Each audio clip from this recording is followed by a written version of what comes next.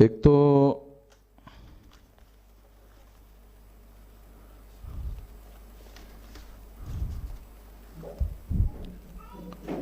जो शासक वर्ग है भारत का,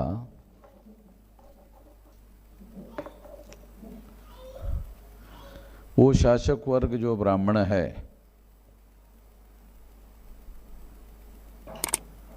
उसने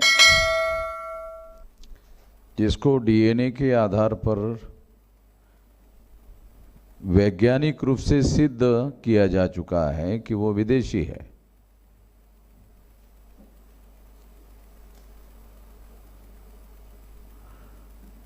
उसकी एक बहुत बड़ी समस्या है। क्योंकि वो डीएनए के द्वारा प्रमाणित किया जा चुका है विदेशी है, इसलिए इस समस्या का उसके पास कोई तर्कसंगत जवाब नहीं है।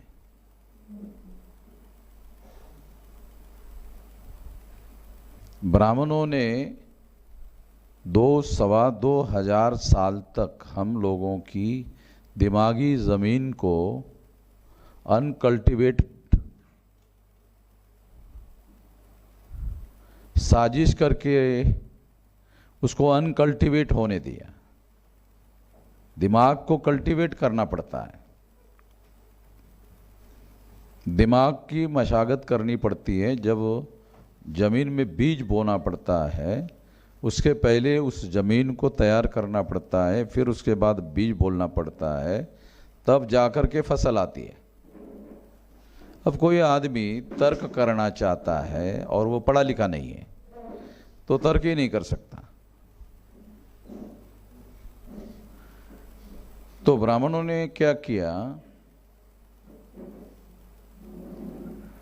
इस तरीके का रास्ता अपनाया कि जो अपने अपोनेंट्स है, जो विरोधी है, उनको पढ़ने लिखने के अधिकार से ही वंचित कर दिया।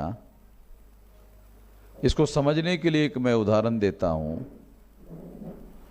कि ब्राह्मण अकेला ही दौड़ लगा रहा है, ब्राह्मण अकेला ही दौड़ लगा रहा है, और दौड़ लगाने के बाद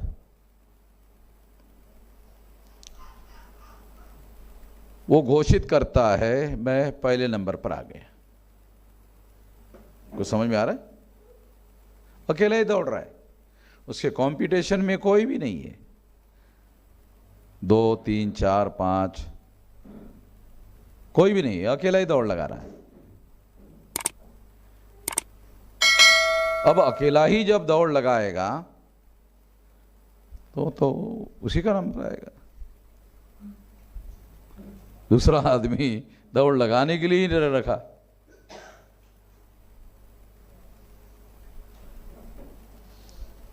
और जब दूसरा आदमी दौड़ लगाने के लिए मैदान में कब आया? जब अंग्रेज आया। अंग्रेजों ने पढ़ने लिखने के लिए सबसे पहले कलकत्ता विश्वविद्यालय खोला,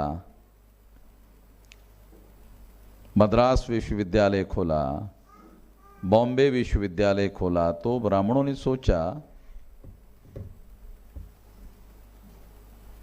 कि हम तो यहाँ के लोगों को थम्स अप बनाए रखना चाहते हैं, और अंग्रेज है कि इनको विश्व का ज्ञान देना चाहते हैं, क्योंकि वो प्राइमरी एजुकेशन की बात नहीं कर रहे हैं, उन्होंने विश्वविद्यालय खोले, यानी विश्व का ज्ञान देना चाहते हैं। अब अगर मान लो कोई SC ST OBC का आदमी यूनिवर्सिटी में पढ़ लिया, तो वो तो विश्व का ज्ञान उसको हो जाएगा, उसके पास कंपैरेटिव स्टडी आएगी, उसके पास इतिहास की जानकारी आ जाएगी, उसके पास बहुत सारी जानकारी आ जाएगी, उसके पास तुलना करने का सामर्थ्य पैदा होगा। और जब वो ऐसा करेगा तो ब्राह्मण उसका क्या जवाब देगा?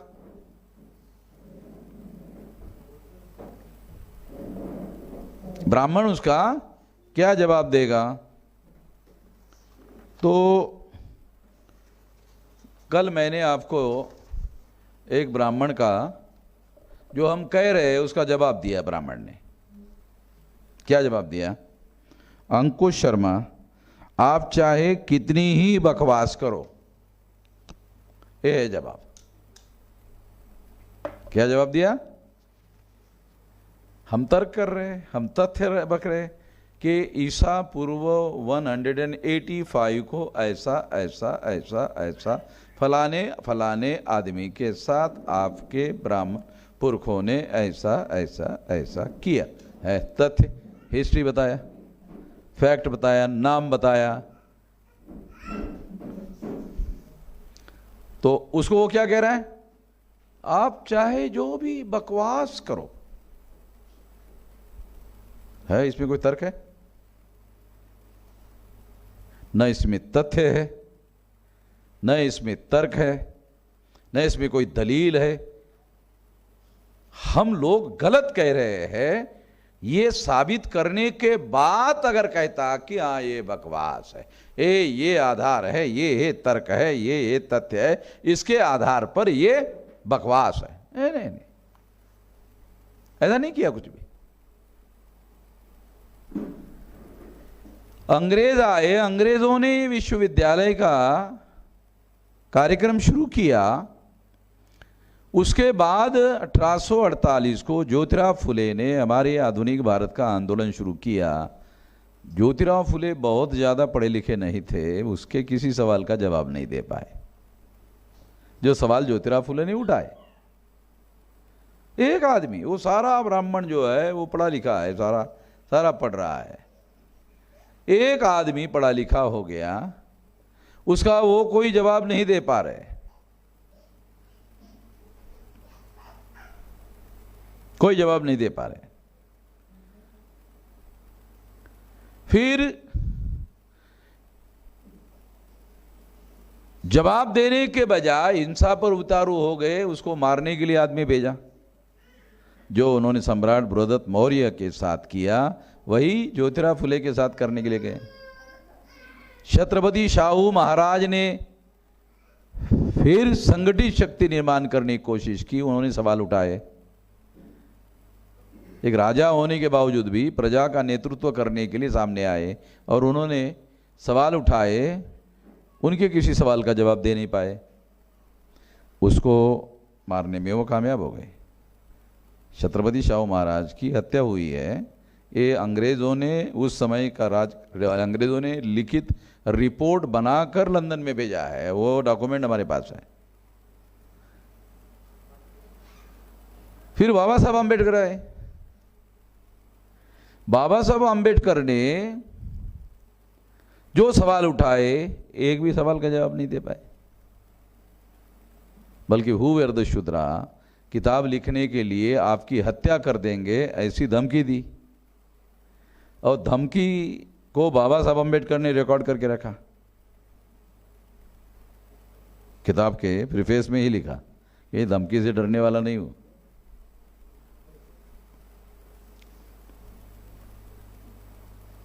मैं आपको परिस्थिति समझा रहा हूं कि ब्राह्मण जब वन वे पढ़ाई कर रहे थे तो अपोनेंट्स कोई था ही नहीं। अपोनेंट्स करने, विरोध करने के लिए क्या चाहिए था? लॉजिक चाहिए था, तर्क चाहिए था, तथ्य चाहिए था, दलील चाहिए थी। वो जब तक कोई दलील करने वाले लोग नहीं थे और नहीं हो, इसके लिए पढ़ने लिखने पर पाबंदी लगाई। तो हमारे बहुत ज्यादा लोग पढ़े लिखे नहीं हो गए, एक आध दो आदमी हो गए, तो उन्होंने जो सवाल खड़े किए उसका जवाब नहीं दे पाए। एक एक आदमी का कोई जवाब नहीं दे पाए।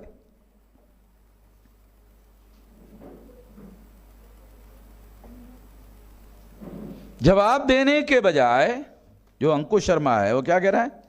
आप चाहे कितनी ही बकवास करो। हम लॉजिक बता रहे, तथ्य बता रहे, फैक्ट बता रहे, उसको वो गलत है ऐसा कोई सबूत पेश नहीं कर रहा है।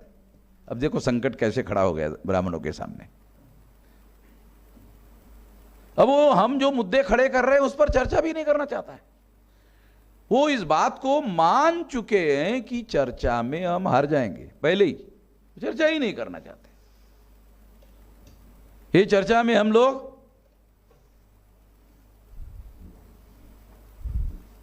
चर्चा में ही नहीं आना चाहते।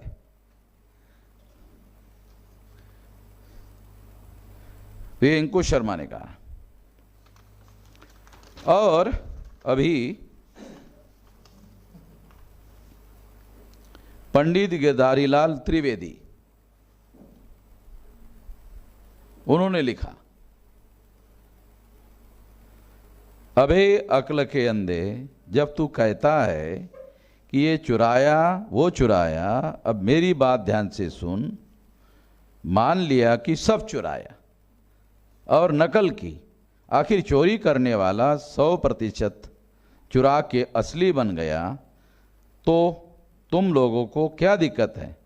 तब तो तुम लोगों को वैसा ही बन जाने का प्रयास करना चाहिए, क्योंकि सब कुछ तुम्हारे घर से चुराया, इतिहास, भाषा, साहित्य, परंपरा।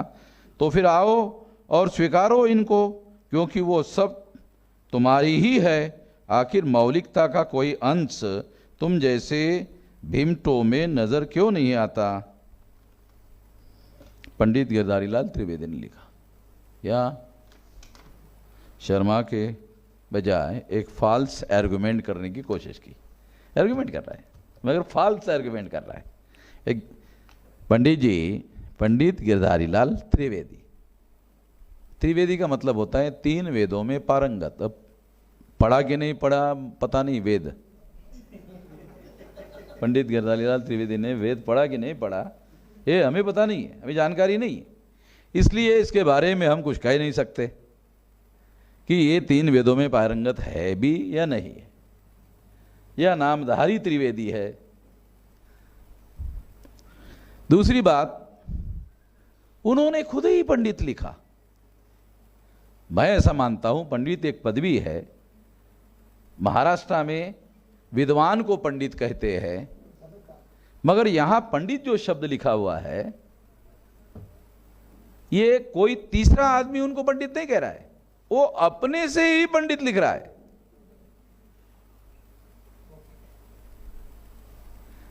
और क्या लिखा? ठीक है, हमने चुरा लिया आपका। तो चुराया हुआ अब सब कुछ हमारा हो गया है। चुराया हुआ है, तुम्हारी बात मान लिया, कह रहा है तुम्हारी बात मान लिया, चुराया है, सब कुछ चुराया है, ये तुम्हारा है, तुम्हारा ही हमने चुराया, तो अब तुम मान लो उसको। जब हमारे पास ओरिजिनल है तो साले नकल को स्वीकार करने की क्या जरूरत है? जब हमारा ओरिजिनल तुमने चुराया और अब हमको मालूम हो गया अब ओरिजिनल ये है, तो तुम्हारी नकल स्वीकार करने की क्या जरूरत है? एक बात। दूसरी बात क्या है कि वो जो नकल उन्होंने की उसको विकृत किया, उसका ब्राह्मणाइजेशन किया। बुनियादी कथा जो है दशरथ जातक की, दशरथ जातक के अंदर जो राम है वो बोधिसत्व राम है, और जो रामायण में राम है वो वर्ण व्यवस्था को मानने वाला राम है? बराबर है? 2 बातें हैं। दशरथ जातक में जो राम है वो राम नहीं है केवल, वो बोधिसत्व राम है। ठीक से हमारे लोगों को भी पढ़ना चाहिए।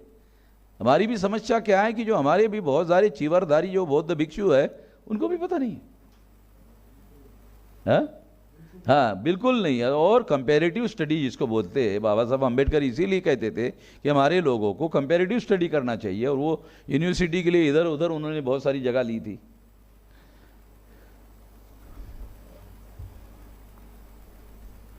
तो मैं आप लोगों को ये कहना चाहता हूं, ये विरासत हमारी है। जब विरासत हमारी है तो नकल को मानने की, नकल को स्वीकार करने की जरूरत क्या है? नकल को क्यों स्वीकार करेंगे? एक फॉल्स आर्गुमेंट किया है पंडित गिरधारीलाल त्रिवेदी ने। वो टिकने वाली बात नहीं है। जो ब्राह्मणीकरण किया, और अभी जो ब्राह्मण है वो ब्राह्मण धर्म के नाम पर या ब्राह्मणत्व के नाम पर अपने धर्म का प्रचार नहीं कर रहे, उसको हिंदुत्व के नाम पर कर रहे हैं। हिंदुत्व क्या है? ये ब्राह्मण धर्म थोपने का राजनीतिक अभियान है। ब्राह्मण धर्म थोपने का। हिंदुत्व क्या है ये भी थोड़ा सा समझ लो। हिंदुत्व क्या है? हिंदुत्व SC ST OBC लोगों के ऊपर थोपने का राजनीतिक अभियान है। ये नई बात आप लोगों को बता रहा हूं, इस पर विचार करो आप। इसको सब्जेक्ट बनाकर इस पर घंटा, 1.5 घंटा, 2 घंटा बोला जा सकता है। ये हिंदुत्व क्या है? तो हिंदुत्व SC ST OBC के ऊपर थोपने का, ब्राह्मण धर्म थोपने का राजनीतिक अभियान है।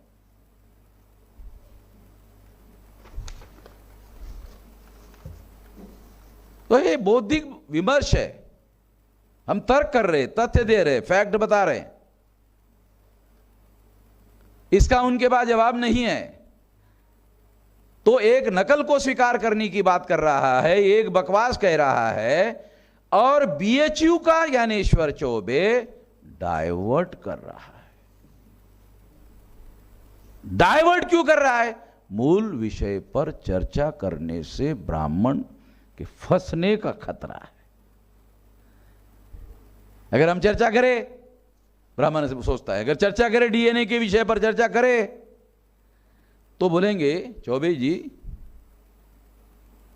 आपको पैसा देते हैं, सर्टिफिकेट बना लो DNA का।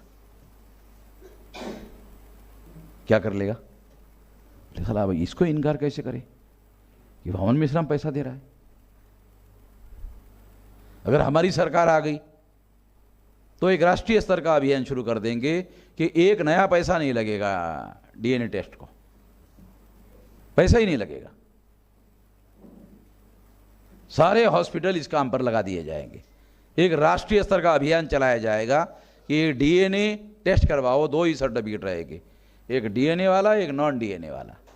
और दोनों, जिनका DNA भारतीय है वो भी यही रह सकते हैं, जिनका DNA भारतीय नहीं वो भी यही रह सकते हैं। वाम से भारत मुक्ति मोर्चा और बहुजन क्रांति मोर्चा का साधारण कार्यकर्ता चाहे कुछ भी कहता रहे कि इनको विदेश में भेज देना चाहिए, नहीं नहीं, ब्राह्मणों को हम विदेश में जाने की अनुमति नहीं देंगे, वो यही रहेंगे। हम उनको भारत के बाहर भेजने के बिल्कुल, ये अधिकृत विचार बता रहा हूं। हमारे वामसेव के कार्यकर्ता कोई अकेले कुछ भी कहता रहे, ये हमारी लाइन नहीं है, वो इधर ही रहेंगे। और 3.5% ब्राह्मणों को रिजर्वेशन मांगने के पहले ही 3.5% दे देंगे। और कोई SC ST OBC का आदमी अगर 3.5 का 3.25 कर लिया तो उसको 2 साल की सजा होगी। ये ब्राह्मण नहीं कर सकता, ये ब्राह्मण नहीं कर सकता। वो ऐसा कह सकते हैं कि तुम सपने देख रहे हो, तो अंग्रेजों को भगाने के दौरान भी तो तुम सपने देख रहे थे, सपने सच हुए कि नहीं? हम आंख लगाकर सपने नहीं देख रहे, खुले रखकर सपने देख रहे हैं। खुले रखकर देखे हुए सपने दुनिया में सच होते हैं। ये गांधी ने, नेहरू ने भी सपने देखे थे, सच हुए। तो हम भी खुले हुए आंखों से सपने देख रहे हैं, और सपने देखकर फिर शाम को सोने के लिए नहीं जा रहे। तो 24 घंटे में हम भी 16 घंटे इस काम को अंजाम तक पहुंचाने के लिए लगे हुए हैं। और इस काम को करने के लिए लाखों लोग लगे हुए हैं सारे देश भर में। अपने ये जो शर्मा जी है, अंकुश शर्मा जी बोल रहे हैं, उसने एक बात स्वीकार की है, शर्मा जी की एक बात मानना पड़ेगा, स्वीकार किया, आप लोगों ने पढ़े लिखे लोगों को समझा दिया है, अनपढ़ लोगों का क्या? मैं अंकुश शर्मा को बहुत बहुत बधाई या धन्यवाद देता हूं कि एक बात आपने स्वीकार कर लिया कि हमने पढ़े लिखे लोगों को समझा लिया है, समझा दिया है। बहुत मुश्किल काम हमने कर लिया है।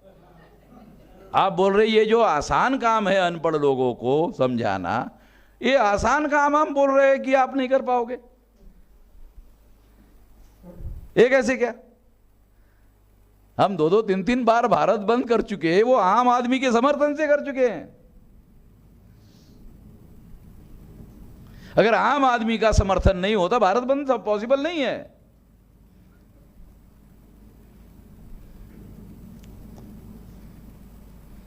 तो ये बात मैं खास तौर पर आपको कंपैरेटिवली बातें माइक्रो, उसके बहुत सारी बातें छुपी है कि चौबे जी जो है वो इस विषय पर चर्चा ही नहीं करना चाहते हैं।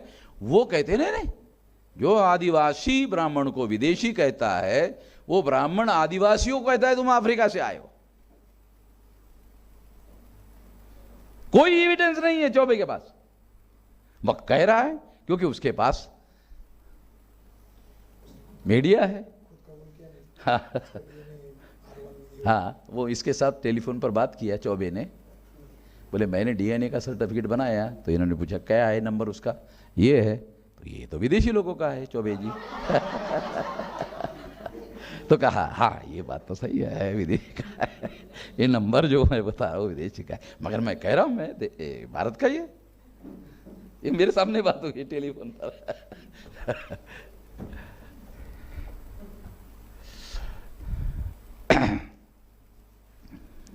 तो एक तो ये बात, ये जो विषय है, इस विषय के रेफरेंस में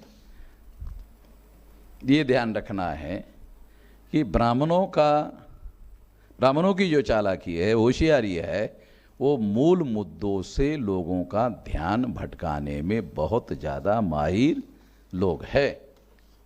अब आज का अमित शाह का बयान है, अखबार में पढ़ो, क्या है, अखिलेश यादव लाख कोशिश करे मगर राम मंदिर बन के रहेगा, वो चाहे कितना भी राम का विरोध, मां मंदिर का। अब वो राम का मंदिर का विरोध ही नहीं कर रहा, वो बोल रहा मैं तो परशुराम का मंदिर भी बनाने के लिए तैयार हूं, मगर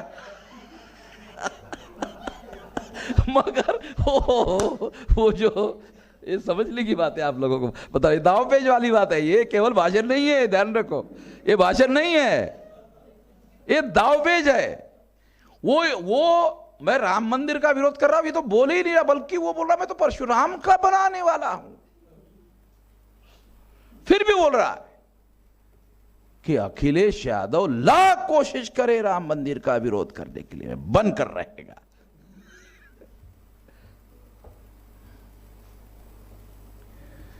वो ऐसा नहीं कह रहा है कि वामन मेश्राम लाख कोशिश करे राम मंदिर बन कर रहेगा, कह ही नहीं सकता। उसको मालूम है ये तो बगैर सत्ता के भी ऐसा कह रहे हैं कि हमको एक मौका मिल जाए। सुप्रीम कोर्ट में केस ओपन हो जाएगा। अब कानून मैं सुप्रीम कोर्ट के जज और वकील और उन लोगों से भी कब नहीं जानता हूं। जो 5 जज ने बेंच ने निर्णय दिया उसको रीओपन भी मैं कर सकता हूं एक नुक्ते पर, कि जो बुद्धिस्ट पार्टी थी उसकी हियरिंग आपने क्यों नहीं की, ओपन करो, उसकी सुनो, उसके बाद फैसला करो।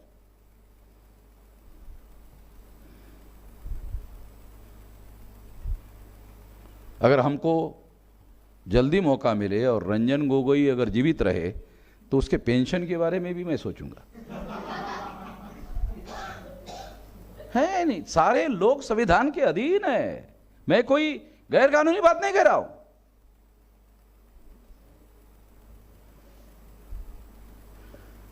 वो पहला चीफ जस्टिस है जिसने इतने ही समय में बहस करो वकील को कहा, कोई किसी ने नहीं कहा कभी, नहीं इतने ही समय में सारा का सारा आर्गुमेंट खत्म करो। ये कानून में बैठता है वकील साहब? किसी कानून में कहीं पर भी लिखा हुआ नहीं है, किसी दुनिया के किसी डेमोक्रेटिक कंट्री में कहीं पर भी नहीं है।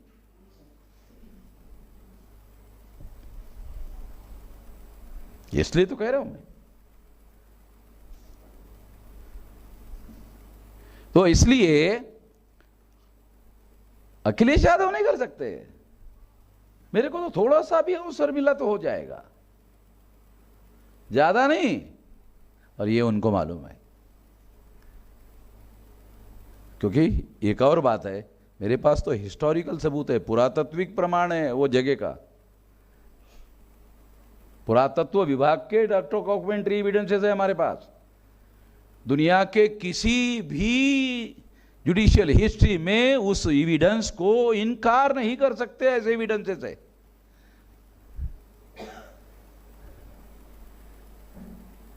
ऐसे एविडेंसेस है हमारे पास में।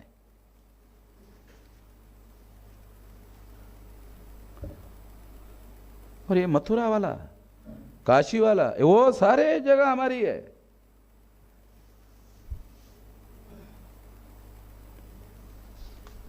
और वहां अभी भी एविडेंसेस है, पुरातात्विक एविडेंसेस है।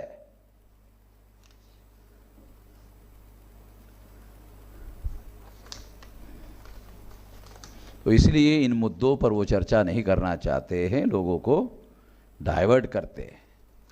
उनको मालूम है कि जो आम आदमी है उसको, उसके लिए तो कुछ किया नहीं। मैं कल पहले दिन शायद कहा, बहुत सामान्य हमारी रिक्वायरमेंट है, रोटी कपड़ा और मकान, शिक्षा, स्वास्थ्य, रोजगार और स्वयं रोजगार या सामान्य। इतना काम नहीं किया। ये सारे प्रधानमंत्री नालायक, ऐसा ना करने वाले, ऐसा मैंने कहा।